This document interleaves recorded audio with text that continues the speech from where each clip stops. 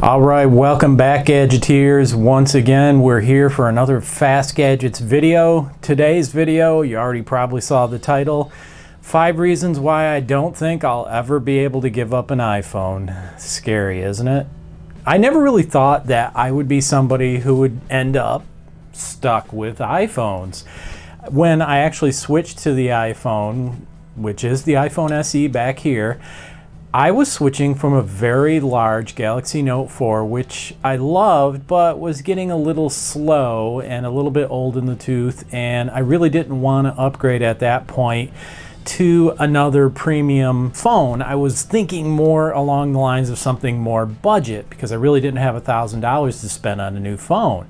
So I decided to get the iPhone SE, and there's some features on there that I don't think I could give up at this point. And I'm going to explain that. So let's start with the first one. So I made some notes here. The very first reason, and probably the most compelling, that I cannot get rid of my iPhone, and I will be upgrading more likely in the future to another iPhone, is the screen precision. Believe it or not, when you use the iPhone, and I know the iPhone users know what I'm talking about, the screen, when you touch it and do things on it, it is so precise. It reminds me of when you're using the touchpad on a MacBook. It is so perfect, so precise that you literally do not need a mouse when you're using a MacBook. And when you compare that to pretty much any PC out there, any laptop with Windows or Linux on it, even with the Microsoft touchpad precision drivers, it doesn't hold a candle to a MacBook. And I found that it's pretty much the same way on the iPhone, and I didn't think that was the case. Why do I think that now after almost a year on the iPhone SE? Well, I actually pulled out my Galaxy Note 4 because I was watching some video and I wanted to consume it in at least 1440p, hopefully 4K on YouTube. And so I pulled out my Galaxy Note 4, and I found that even with all the updates installed, the precision on that screen just isn't as good. I'm thinking it's software more than anything, because if you think about it, the iPhone X actually has a Samsung screen built in, so that precision must really be due to the design as far as software plus hardware that Apple brings to the table like they always do. So anyway, I was using my Galaxy Note 4, and one of the problems I found was that despite the updates and everything I could possibly do, the Note 4 would not play any 4K videos in anything higher than 1080p. Now I know for a fact on the Note 4 I was able to watch videos in higher than 1080p before, so I really don't know what's going on, and maybe in the future I'll have more of a look into it, but for right now it's just not working. So today I went back, of course, to my iPhone to consume video, and everything is more precise when you touch the screen. Now, it can only go up to 1080p, of course. Many of you already know that. So the iPhone SE density is hanging around at 326 pixels per inch. It has a screen resolution of 1136 by 640 pixels, where if you were to compare that to the iPhone X, which has a resolution of 2436 by 1125 pixels, or 458 pixels per inch. So there is a considerable difference. But I have to say, in 1080p, because the iPhone SE screen is so small, it looks beautiful. So really, I don't see a problem watching videos in 1080p. I'm a little bit annoyed because for whatever reason, the iPhone SE, when you're using YouTube, always defaults to 720p, and for at least the first video for a given session of viewing, you have to set it for 1080p. Now here's the interesting thing. Think about the Note 4. This is years back. Here is the Note 4 with a Quad HD Super AMOLED screen with 2560 by 1440 pixels, or a density of 515 pixels per inch, compared to the 458 of the iPhone 10. So still, pixel density years back was already beautiful and super high on Android phones, at least on the Galaxy Note series. So the thing of it is, one thing that does bother me about Apple is that they're usually behind the curve, and that's really embarrassing. But anyway, let's go on to the next thing I like about the iPhone. The performance and responsiveness. The iPhone SE, hands down, is far more responsive than my Galaxy Note 4.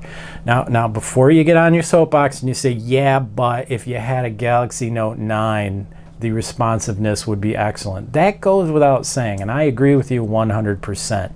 But the Galaxy Note 9 at almost $1,000 versus an iPhone SE with beautiful precision and excellent performance, and I got it for less than $300 with 64 gigabytes of storage built in. Very, very, very different, in my opinion, when you think of the economics. So I get a lot more, believe it or not, with the iPhone SE, in my opinion. Okay, I know the Note 9 is beautiful, and would I want to own one? Sure, why not? Who wouldn't? But in reality, I'd probably opt for something like an iPhone 8 at this point, if I could.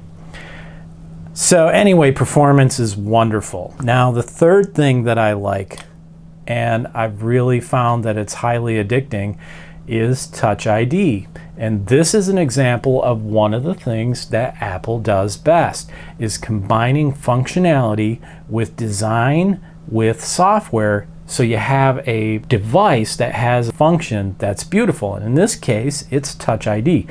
I really, really like Touch ID whenever I want to buy an app, or I legitimately buy an app. I am able to just hit that button. I can do it for my banking. I can do it to log into the phone. I really love Touch ID. It's wonderful, absolutely wonderful. So everybody says, yes, but Mark, Touch ID is gone. It's replaced with Face ID. But you know as well as I know, rumors are out there that Apple in the next iteration of the iPhone 10 is going to bring out Touch ID, and I'm looking forward to that. That might spur my interest in actually getting an iPhone 10 if it had Touch ID built in, because then I would have that great resolution. But I don't really want to pay that much for a phone. So I don't know if we talked about size. I think I may have missed number 4 on my list of things that I do like. So I'm going to go back to that, and I want to talk about size. I found that I actually love this small phone. It just is so easy to transport. It fits easily in my pocket, easy in my hand. It's actually very lightweight. When I handle the device, it's so small, so wonderful. I've actually become very addicted to the size, and I'm praying that they have an iPhone SE refresh, because even though I used to like the really big screens with the super high pixel density and all that stuff, it's a phablet, and it actually became very annoying to me, and I don't think I would even want an iPhone 10 size device. I really do like the size of the iPhone SE. It just works perfectly for me in every respect. So let's hope for that iPhone SE refresh. Now, we talked about size as being a negative. It really is in some ways, really only for consuming media. And number 5, frequent OS updates. Now, this can be both a good and a bad, because sometimes when their updates come out, they cause a problem. So usually I don't do the update right away. I stick around on the current version I'm on of iOS and see how things fall, and about half the time another minor iOS update is released because they've caused a bug and it needs to be fixed. And in some cases it was bricking phones. So I usually am patient with the updates, but it's very nice to have a direct line to the manufacturer to get your updates on your phone, versus, unfortunately, with Android, being dependent on the phone manufacturer, not the designer of the OS, to get your updates. And you know as well as I do, once even the flagship phones are about a year old, the updates sort of drift away, and that's very unfortunate. Are there things I don't like about the iPhone? Well, yeah, of course there is. I mean, no technology is perfect, and I'm not saying the iPhone's better than Android. I'm just saying here's the reasons why I don't really like the iPhone all that much. One is the automatic app updates. That is so frustrating to me. If it were to do it at 4 in the morning, wonderful, but no, that's not what happens. The auto app updates happen whenever the app is available. It is automatically updated, and it can mean that there's at least a brief delay. Case in point, I'm on Facebook Messenger, I get a message from a friend, I pick up the phone, I click his balloon message to respond, I get to my home screen, and I'm getting an update in Messenger, so I have to wait 2 or 3 minutes. 2 or 3 minutes, what's the big deal, right? Well, you never know. You know what I'm saying? You just never know why you're sending that message and whether or not it could be really important. I grant that if it was a true emergency, you have other ways to communicate on the phone, and Messenger with Facebook isn't really one of those super important things. The other thing I don't like, and I kind of touched on that, is the pixels per inch is lower than most phones, but then again, the phone is much smaller. Now that is kind of a detractor when you're consuming media, but with my nearsightedness, I'm almost completely blind without my glasses. So what I usually do in the evening when I'm starting to relax is pull my glasses down and bring the phone right up to my eye, and it kind of, the interface, you know, the screen, it's almost like being in a theater, takes up the full field of view in my eye. And that's how I've done it for years, whether it's on this little iPhone or it's on a bigger Android phone, because by the time I'm taking my glasses off to go to bed, of course, I'm not going to be able to see anymore. And when I say I can't see, I mean I literally, with my glasses off, it starts to get blurry about right there. And the reason I have to put it so close to one eye, of course, is because when I get that close to see, I can't focus with both eyes. So it works for me. 1080p is okay, but when you get that close, it's almost like magnifying the screen. I can see the pixel density more so than I can on the Galaxy Note 4 or a superior density screen. So that's kind of a bummer, but not a showstopper. I really don't like the Mail app. This is number 3. It's serviceable. It does work, but it's not as good as Google Mail. Aha, you say, but why don't you just install the Google Mail app? I'm trying not to have to install every single app and duplicate things over and over and over. Some of the stock apps I just want to use so I don't have a ton of applications on my phone. I did run Google Mail for a little while on my phone, and it was so-so. So, you know, it's not like it's problematic, but it was a little slower than Mail, so I went back to the Mail app with Apple, and I've learned to make do with it, with its functionality.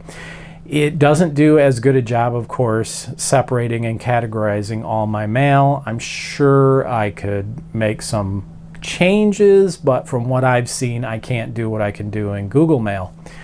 But I'm going to leave it as it is. It's good enough, and I make do. And it's very responsive and fast, and I do like that. And the last item I really don't like about the iPhone is the icon organization on the screen. This is literally like you're slipping back into the early 2000s. No real innovative change has been done with your home screen. So when you look at the icons on the screen of this phone, it's cluttered, it's ugly, there's a lack of organization. On this phone, of course, I'm able to organize the icons anywhere I want, in any order that I want, and put things on the screen like widgets, like my clock and weather over here, and create folders, which you can do on the iPhone, but of course you can't move the folders around where you want. It's a very odd thing, and it's very, very, very old. To me, it needs to be updated, and there's no excuse for it. And it's, considering some of the innovations that have come out of Apple, this complete garbage. I don't know what they're thinking. So there you have it. I've given you 5 reasons why I really like the iPhone, and in particular the iPhone SE, and why I'm going to keep using it, and long into the foreseeable future. And if they do an iPhone SE refresh, I'll be one of the first ones to grab it. If not, I may grab an iPhone 10 and stick with that as opposed to going back to Android again. There's enough reasons on the iPhone and with this technology to stay with it versus Android. Now, of course, this is my opinion. You may have a differing opinion. It's all what you enjoy and what works for you. Hope you enjoyed this video. If you did, like and subscribe, share it, and as always, I'll see you next time on Fast Gadgets. This video was made possible with support from viewers like you. If you find this video useful, consider becoming a patron for as little as $1 a month at patreon.com/FastGadgets.